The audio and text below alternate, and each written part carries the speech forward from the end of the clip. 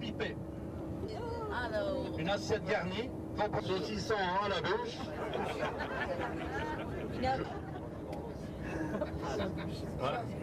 Salade et crudité, frites et une boisson, donc une bûche.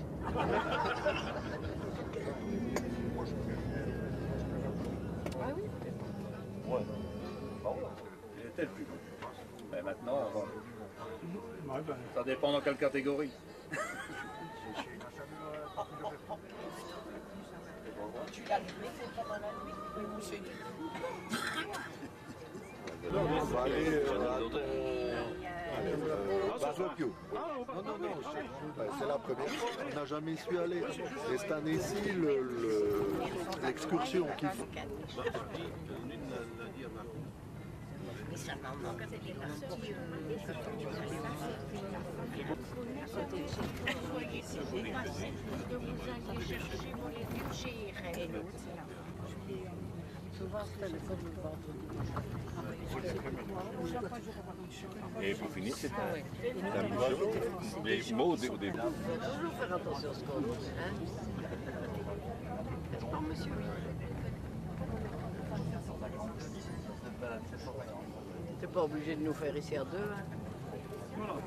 Ça y est, je suis dessus. Il va pas avoir des gens à loup. Ah ouais.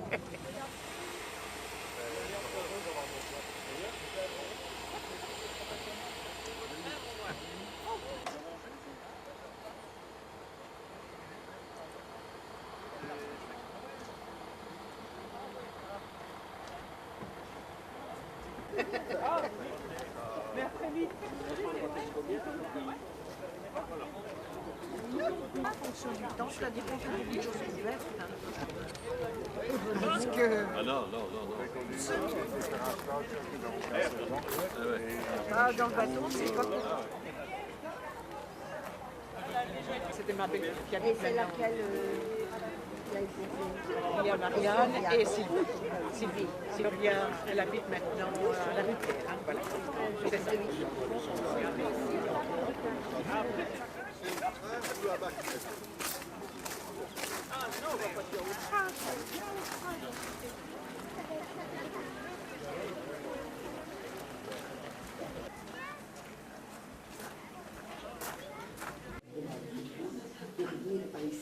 Mais alors, le phénomène migratoire qui est pour le bien identifié là.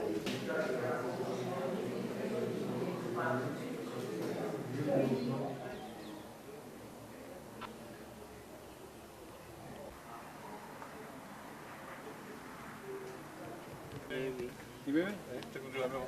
Qui chante pour là? Non. C'était à Ramichin. C'était où il y a Saint-Luc, là.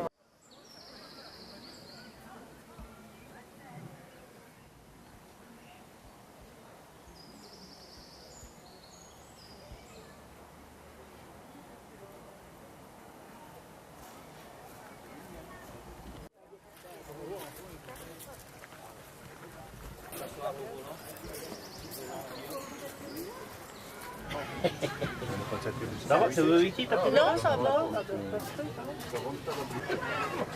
Ils sont nos 20 ans. On s'est interdit de perdre des Ramasser la brume et le plastique. Ça fait brouillard en plus.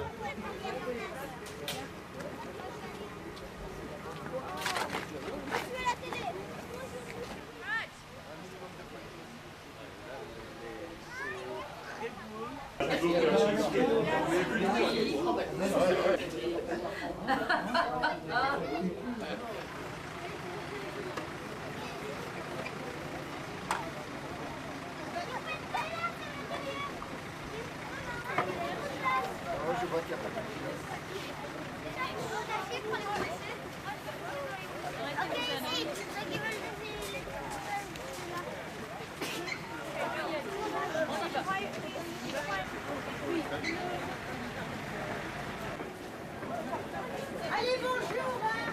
Je marche dans la route.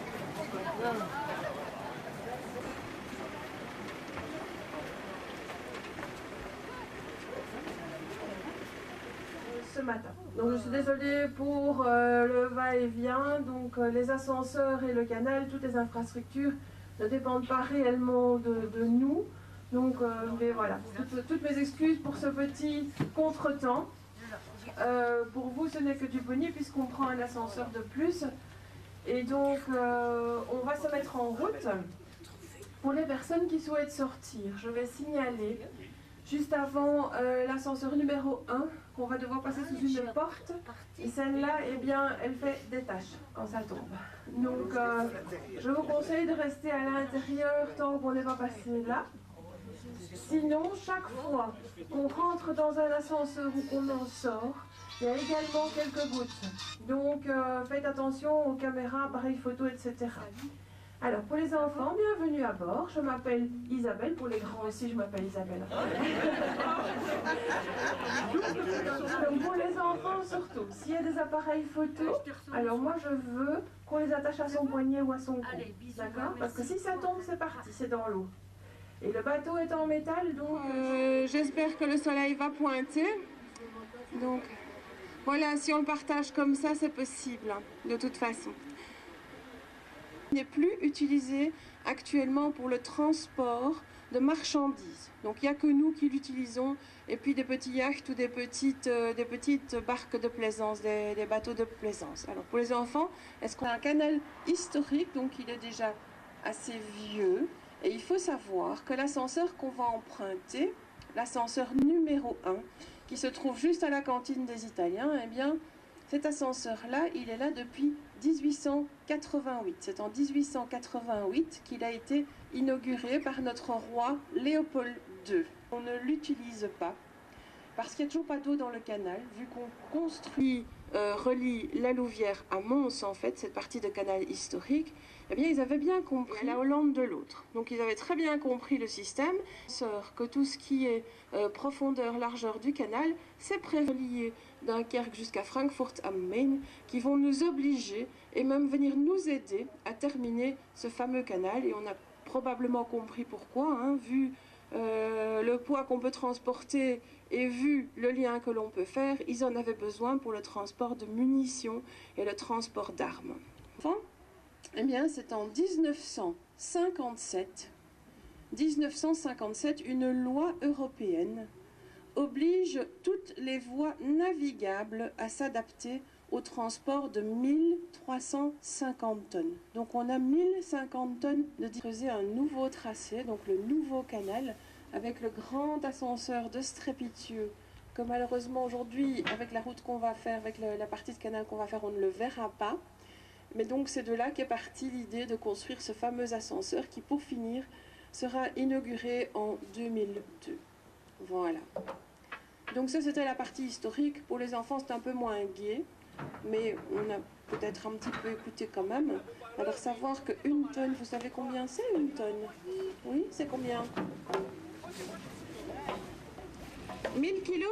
Oui, voilà. Donc ce canal-ci, il est entièrement fait pour transporter 300 tonnes. Donc, on n'en a pas encore parlé à l'école, on transportait beaucoup de charbon. Parce qu'on est dans une région de possibilité de transporter toutes ces marchandises puisqu'il n'y avait pas encore de canal. Et donc il nous fallait la possibilité de pouvoir transporter beaucoup à la fois. Et c'est pour ça qu'on voulait absolument ce petit morceau de canal entre la Louvière et Mons. Donc la Louvière qui se situe, pour la petite histoire, à 121 mètres au-dessus du niveau de la mer. Vous savez le niveau de la mer, ce que c'est? On dit que le niveau de la mer, on considère qu'il est à 0. D'accord? La Louvière se trouve à 120. Alors, je ne vais pas demander aux enfants de calculer aujourd'hui parce qu'ils sont en voyage scolaire quand même. Donc, il y avait les 33 écluses, dont 17 ne seraient distantes que de... Et en plus, une écluse consomme beaucoup d'eau. Donc c'était un énorme problème installé. Et on a pris exemple sur ce qu'ils avaient installé à Anderton, près de Liverpool, en Angleterre. Donc un fameux ascenseur à bateau. Et c'est de là qu'est partie l'idée d'en installer au minimum 4 ici en Belgique. Et puis on aurait rajouté quand même... Ce ne sont pas les Allemands qui ont creusé ce fameux canal, mais ils nous ont obligés à le terminer seulement, les Allemands, en 1917. Donc le canal a été entièrement creusé par des gens, probablement beaucoup de gens de la région, entièrement à la main. Il pèse 1000 tonnes. Donc on avait vu qu'une tonne c'était 1000 kilos par an, ou dans les pharmacies on en voit parfois aussi. Dans un d'accord.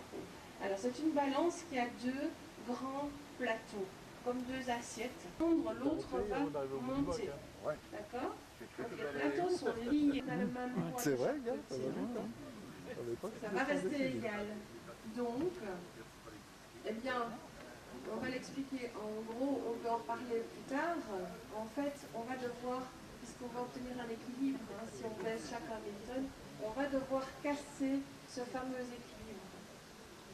Alors, on le casse comment? Eh bien, tout simplement, on va charger au moment de notre départ, vu qu'ils ont arrêté le bac amont à 30 cm du niveau du canal.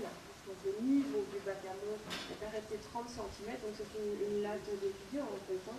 On l'arrête, il compte à 30 cm en dessous du niveau du canal, et par une légère ouverture et fermeture de porte, qu'est-ce qui se passe? Eh bien, on va charger, nous avons un système de vase communicant, il y a 30 cm qui vont s'ajouter dans notre bac en amont. Et donc on va poser avec ces 30 cm supplémentaires 1075 tonnes. Donc on charge de 74 à 75 tonnes d'eau, ce qui fait que le bac amont est plus long. Les bacs qui sont dépendants l'un de l'autre. Alors les enfants, observez bien. Je vois apparaître le piston là-bas au champ. Un gros tube noir. C'est ça qu'on appelle un piston.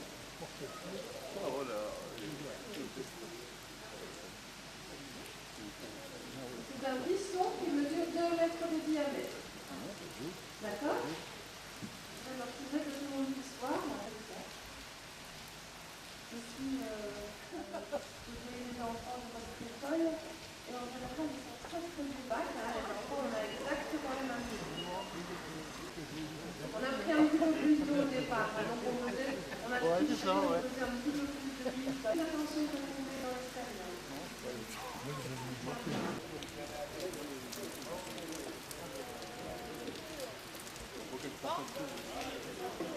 Alors pour les personnes géospatiales, les 3 suivants nous font descendre d'environ 17 mètres. Celui-ci c'était le plus court. Un piston, il a donc le creux et qui va vouloir rentrer chez nous et qui va nous donner la force tout à l'heure de remonter.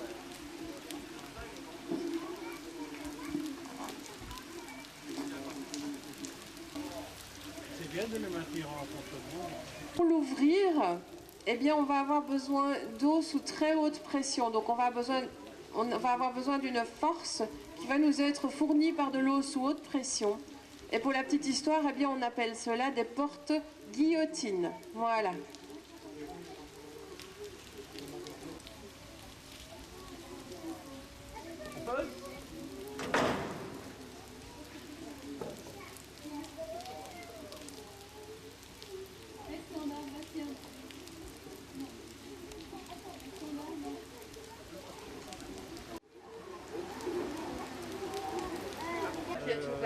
De personnes qui sont okay. Donc, disons que minimum par ascenseur. Alors, la cantine des Italiens, eh bien, maximum ici, 5 personnes. D'ici quelques mètres. Donc, ils étaient en manque cruel de charbon. Et c'est de là qu'est né un accord entre la Belgique. Promesse qui, quelque part, peut, après coup, paraître bizarre, puisqu'on était nous-mêmes. Il faut savoir qu'ici, la cantine qu'on est en train de dépasser, là, pour le moment, eh bien, ils ont reçu quand même un logement de M. Boel. Ces Italiens-là ne sont pas descendus à la mine, ils ont travaillé. Donc ils avaient de quoi se chauffer par chambre, ils avaient un petit poêle au charbon. Ils avaient également la cantine. Et on invitait les filles à rentrer et on fermait la porte à double tour. Donc on avait peur d'eux, parce qu'on n'arrivait pas à communiquer surtout. Et donc aussi, leur réputation n'était pas très bonne vu qu'ils partent travailler à la mine, c'était pas du 9-17 hein, comme on fait actuellement. Donc le soleil se levait, on partait travailler, le soleil se couchait. Si on avait de la chance, on était sorti un petit peu avant de la mine. Hein, donc c'était des journées complètes qu'on passait dans ce qu'on appelait le trou. Et donc, quand ils remontaient, bien souvent, le soir, qu'est-ce qu'ils faisaient? Ils sont seuls, ils sont jeunes. Qu'est-ce qu'ils font? Eh bien, ils vont Enfin, il n'y a pas d'autre mot. Et donc, disons que ça leur donnait une très mauvaise réputation. Dans les années 1860, jusqu'après la Première Guerre mondiale. Qu'est-ce qu'on voit? Comment est-ce qu'elle commence de ce côté-là, du côté droit du bateau? Et sur le pont, là, on voit tous les petits traits. C'est de l'usure de quelque chose.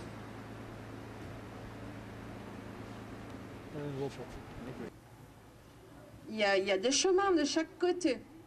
Et on peut voir quand on est assis, mais il y a des différences à gauche. Le pont était là avant le canal et permettait donc le transport de charbonnage, transport de charbon du bois du Luc jusqu'à la gare de Houdin. Donc c'était le pont de 100 mètres.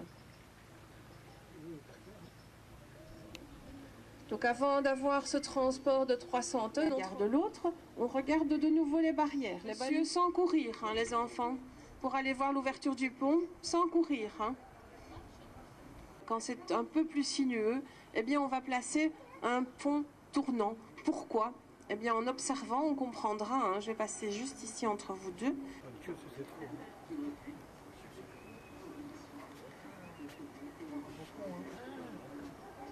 Le pont va être placé dans l'axe du canal. Alors le tablier du pont, si on observe, c'est la partie centrale. C'est le milieu du pont, c'est la partie qui va pouvoir bouger. On appelle cela le tablier du pont.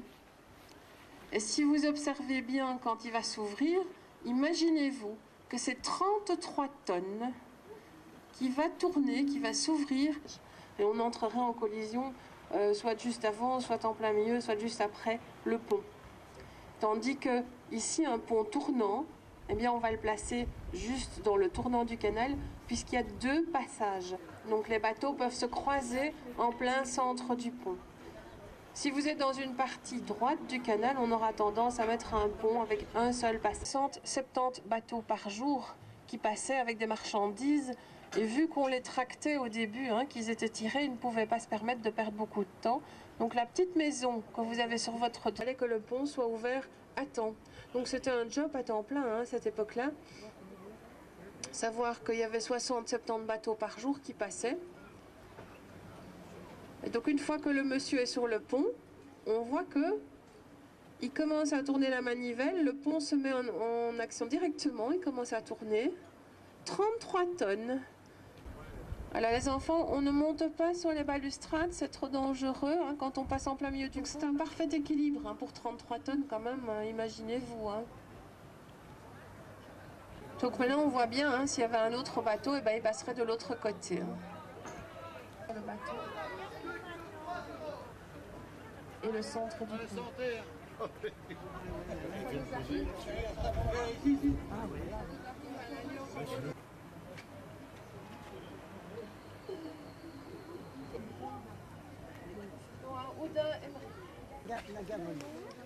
Et on a donc de nouveau bien observé la balustrade. Hein.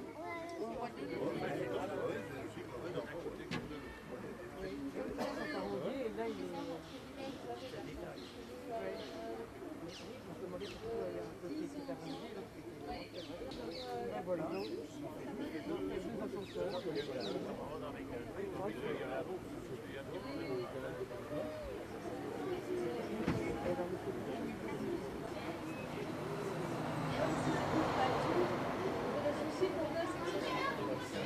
Alors pour votre information, l'eau qui est pompée, et en cas de problème avec le niveau d'eau, eh bien on va aller la chercher sous. C'est vrai que si on met les bateaux celui de Pont-Vert par exemple, celui-ci c'est le puits de la Filière et celui qui est à la cantine des Italiens, il est en restauration. Ici derrière. On voit qu'elle est plus haute que l'autre. On va encore devoir passer le troisième aussi. Ouvre la vanne. C'est ça, ça faisait un moment qu'il faisait au bout de la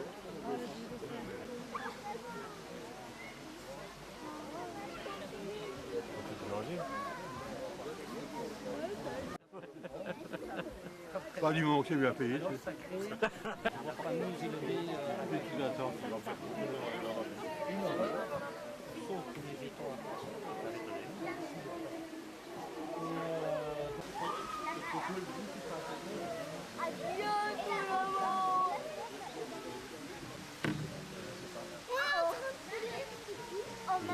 on rend le bac qui est en train de monter un peu plus léger. On l'allège parce qu'apparemment nous n'avons pas la vitesse ou la force nécessaire pour arriver jusqu'au bout. En Wallonie, c'est malheureux à dire. Si l'eau devait nous tomber dessus de la même manière, puisque les portes du canal sont également équipées par un petit système de ventelle, c'est la petite ligne que vous voyez là-haut, mais le bateau serait inondé, quoi. Donc on va opter pour alléger l'autre côté, ce qui revient en fait au même puisqu'on est dans un système de balance.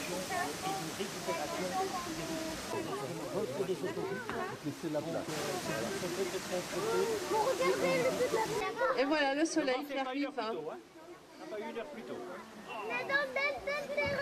Comme ça, qui était donc tracté, que la maman tirait, parfois les chevaux. Vous observerez la grandeur du bateau et si vous voilà tel qu'il est là en bas, il n'a toujours pas de moteur aujourd'hui.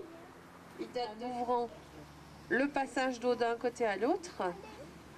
2 ascenseurs à la fois. Donc à l'ascenseur numéro 1, je ne vous ai pas fait remarquer là, à cet endroit-là, mais vous aviez une salle de machine avec une seule tour. Ici, il y en a 2.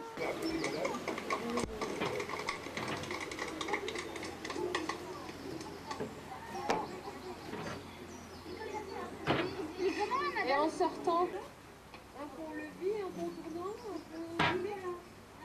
Sur l'eau, le bateau ne pèse pas tant que ça. Quand tu vas à la piscine et que tu fais...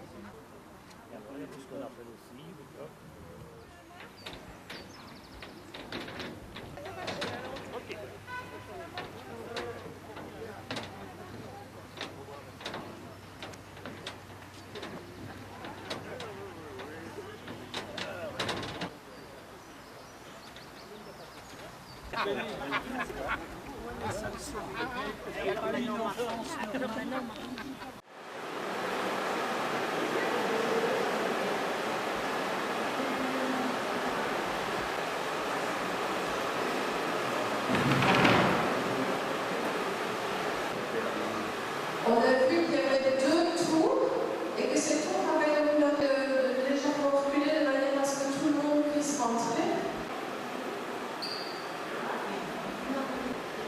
Donc en fait, qu'est-ce qu'on produit dans ce fameux sas? Alors ce qui est produit ici, c'est de l'eau à 50 bar, non seulement n'était pas rendu assemblé étanche en fait, de manière étanche, en ouvrant à la porte, toute l'eau du canal partirait et l'eau du bac en même temps aussi. Donc on doit faire un joint d'étanchéité, un joint en caoutchouc qu'on va gonfler à l'aide de l'eau à 50 bar. C'est une presse hydraulique qui va faire le travail. Et donc cette eau, pour produire une eau à 50 bar, il faut qu'elle rentre ici sous mes pieds avec une certaine force. On a vu qu'on descendait 2 ascenseurs, une des installations, et se diviser en 2 circuits différents. Manger la petite tartine, parce que je pense qu'il y a quelques heures. Si vous avez des questions, vous n'hésitez pas. De toute façon, on est là tout l'après-midi. Et pour les personnes qui seraient intéressées, il y a une reproduction miniature de cette salle des machines chez nous au bureau dans la salle polyvalente, qui est accessible du côté des toilettes. Et vous avez également une vue aérienne de tout le site avec l'ancien et le nouveau canal.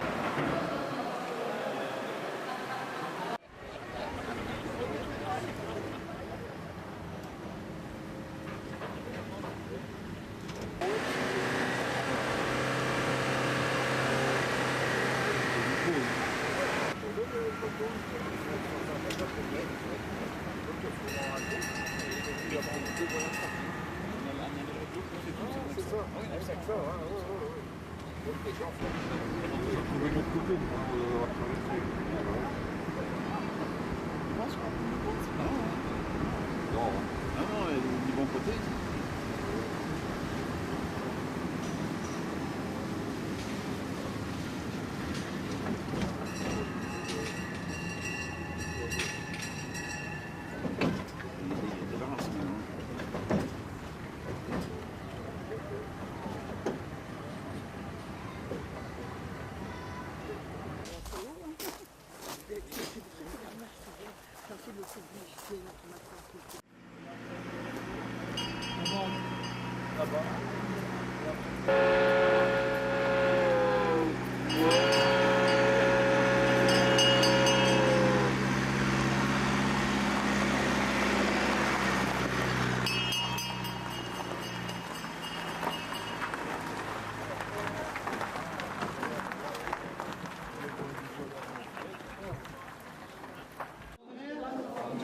l'intérieur, elle veut être carte à l'intérieur. Tu veux pas être en face de ton.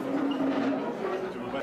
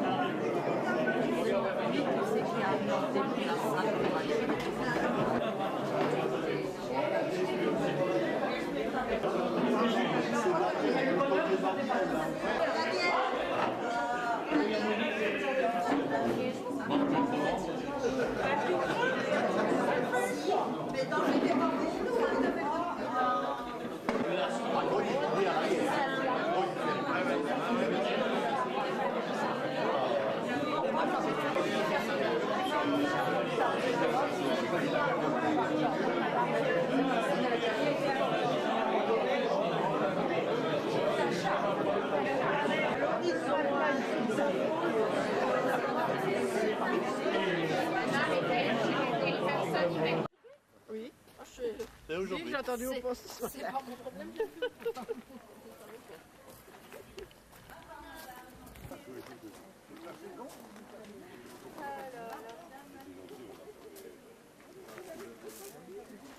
C'est ce que je disais.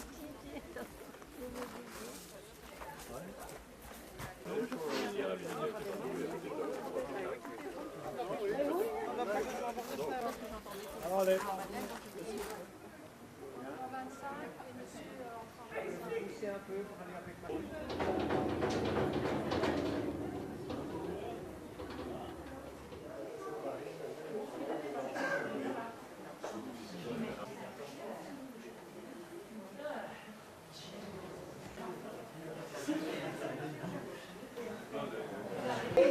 Vous sortez du restaurant. Oui, ça se sent dans le mollet là. C'est bien. C'est bien. Vous venez de loin? Tournez. Qui vient d'Irlande. L'Irlande a été christianisée par Patrick et ses élèves, ses disciples viennent ici, en Belgique, dans le nord de la France, ils viennent prêcher. Et parmi ces moines, il y a Feuillin. Il va venir avec ses deux frères. Et alors il va rencontrer Gertrude Nivelle, qui a beaucoup de sous. Il va lui donner de l'argent pour construire une abbaye à Fosse-la-Ville. Et puis Feuillin va à droite et à gauche pour prêcher. Et alors un jour, il doit traverser les forêts ici, il n'y a pas de village. Et dans la forêt, il y a une vieille route romaine que tout le monde emprunte là. Et voilà, Feuillin va prendre la route. Et alors quand il arrive à cet endroit ici, dans la forêt, il va rencontrer des brigands. Votre bourse, votre vie, il n'a pas voulu donner son argent, donc on l'a assassiné sur place. Et il va devenir le premier martyr ici. Et alors après, on va construire à l'endroit du meurtre une chapelle, puis une église, et puis une abbaye avec une brasserie.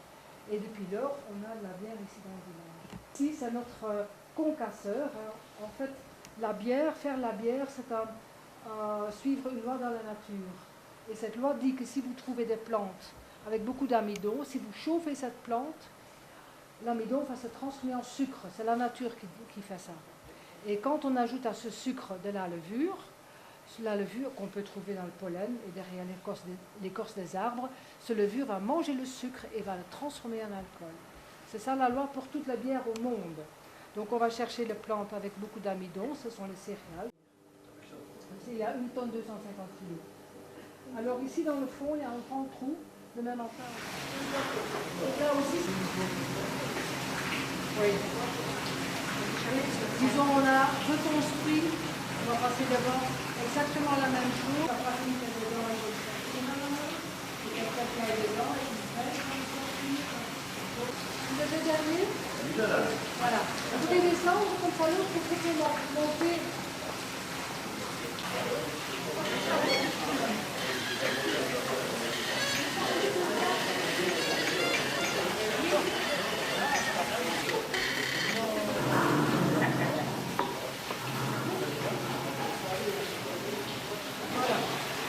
En fait, ici, c'est la phase du brassage. On est en train de rincer la farine qui est dedans. Donc, ici, dans la cuve, on va aller à 63 degrés. On a fait les lisses, donc on va obtenir ici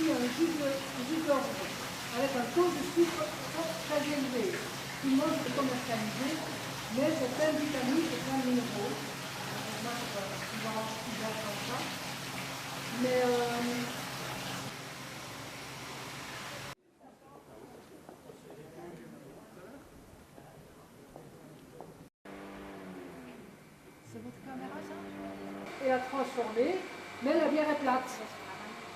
Alors la levure va flotter au-dessus de cette bière plate, ce qui nous permet de la reprendre pour le lendemain. On va rajouter un peu de sucre et un peu de levure. On va de nouveau avoir cette fermentation, mais il faut vite le mettre en bouteille avant que ça commence à fermenter, parce que là on ne sait plus mettre le bouchon. Hein? Donc bouchon muselet, et comme la levure aime bien 24 degrés.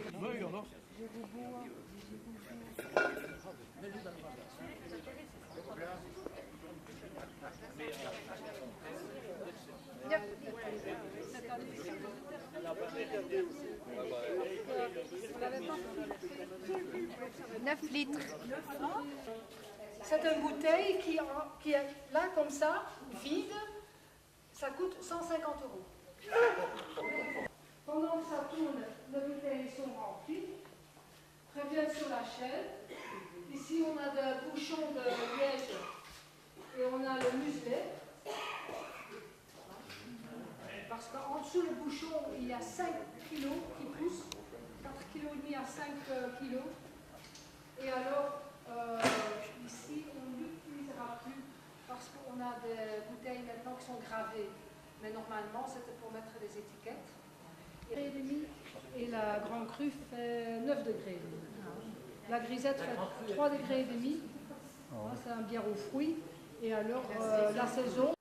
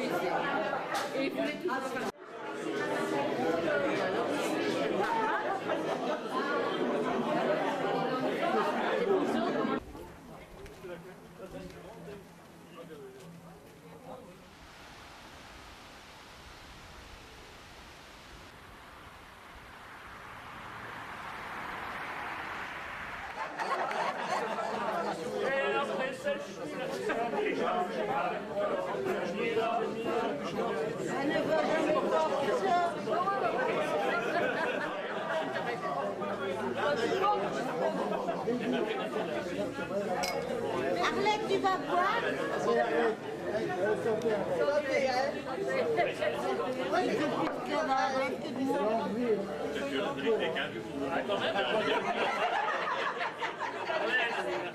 Tu m'étonnes.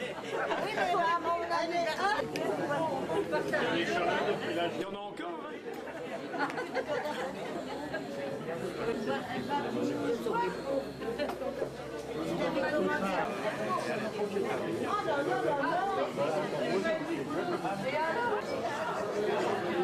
Mon précis.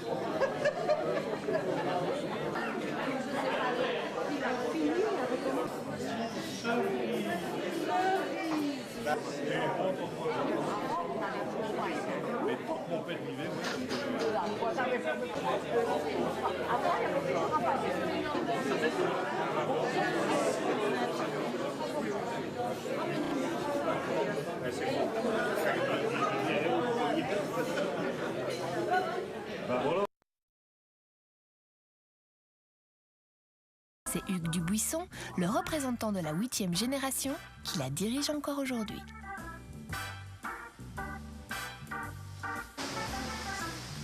Ah voilà, voilà. Pierre, enchanté. C'est Hugues, hein? Voilà. Enchanté. Pierre, mon ami. Bienvenue à la brasserie du Buisson. Vous êtes chez vous, donc on vous suit. Allons-y. Allons-y.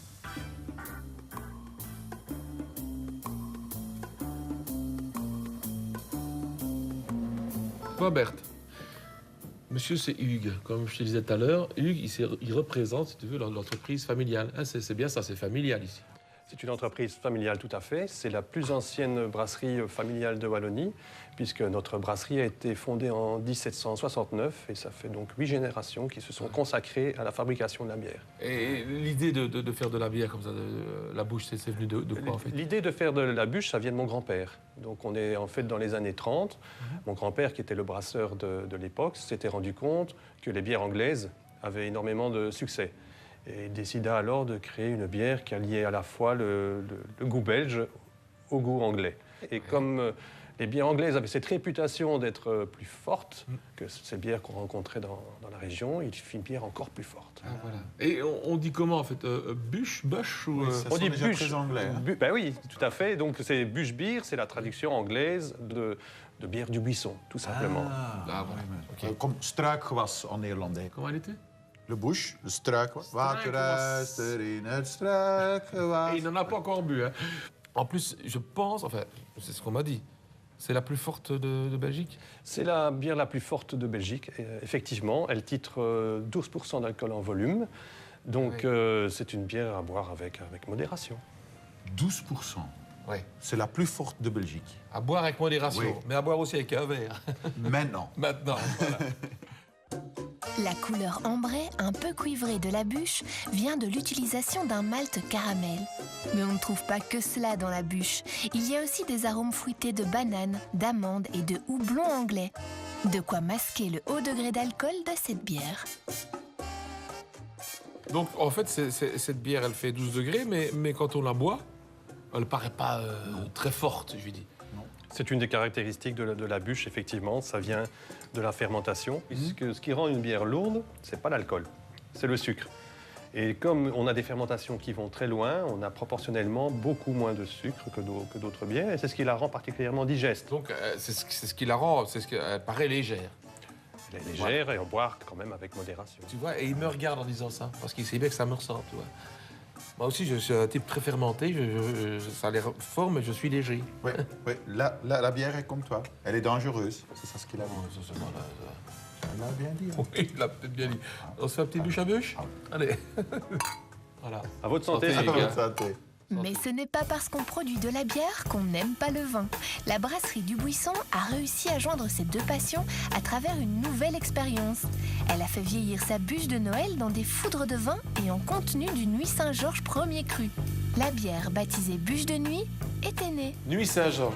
Mais si je ne me trompe, Nuit Saint-Georges, c'est quand même un grand cru de Bourgogne français. C'est un tout grand vin de Bourgogne. Il se fait que je suis grand amateur de vin. J'ai des amis d'ailleurs qui partagent cette passion. Et on a eu l'occasion, lors d'une vente aux enchères, aux hospices de Nuit Saint-Georges, de jeter notre dévolu sur un vin qui mûrissait en fût de chêne. Un ami viticulteur a utilisé ce vin évidemment pour le mettre en bouteille. Et nous avons ramené le contenant. Et plutôt que d'en faire un simple objet de décoration, j'ai décidé d'en faire quelque chose de plus particulier.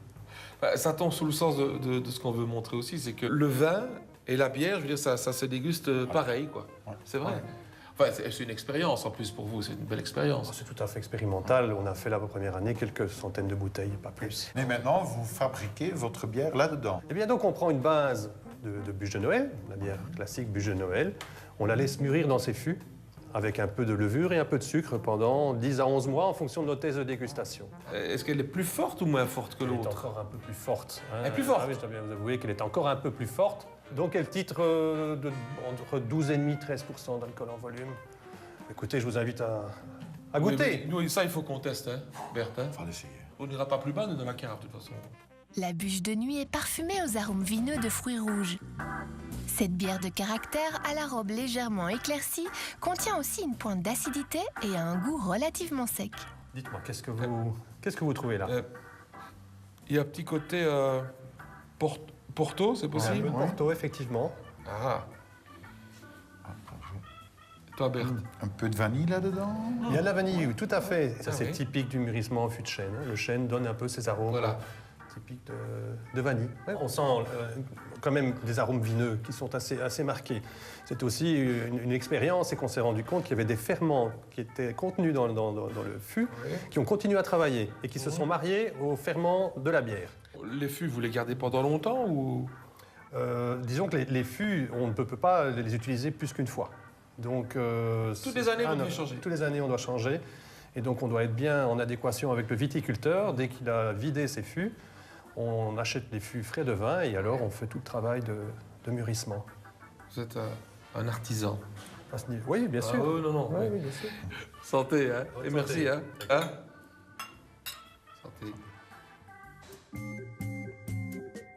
Apparemment, ces bières fortes ouvrent l'appétit.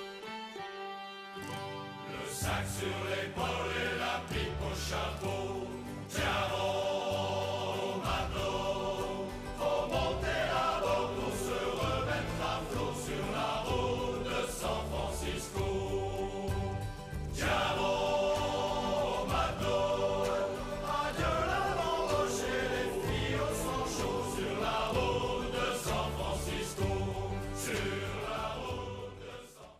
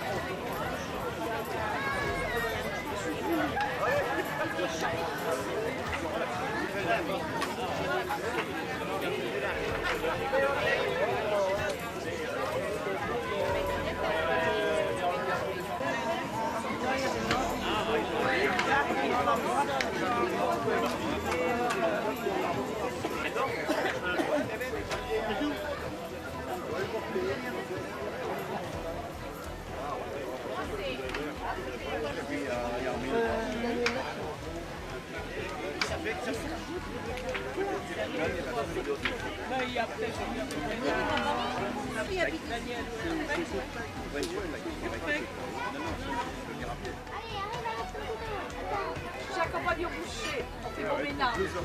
Regardez le gars. Ah non, pas pour tout ça. Alors là, c'est pas avec.